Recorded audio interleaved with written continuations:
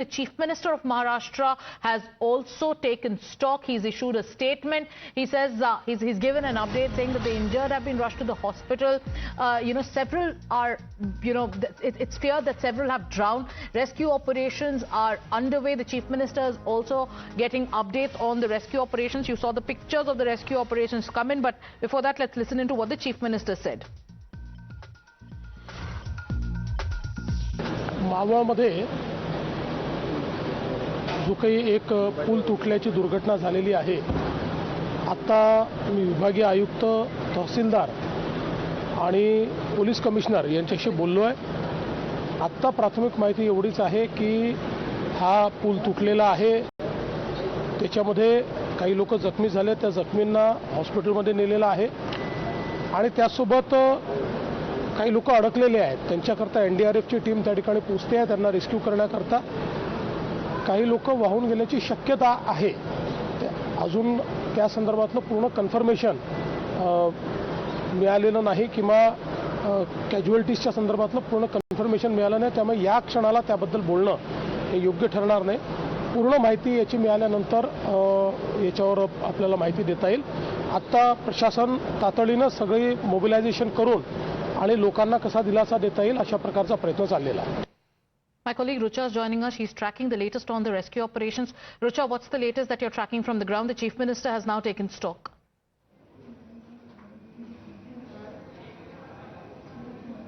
Until now, 6 to 7 people have been rescued from this location.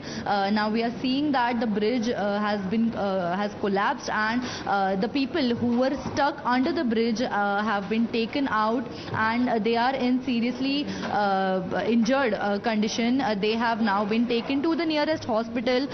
Ambulance services, medical services had arrived on the spot immediately, and the locals from the nearby village had also reached the spot immediately. And since there were a lot of tourists present there, many people tried to rescue the others immediately, but the fear is that 25 to 30 people are still nowhere to be found.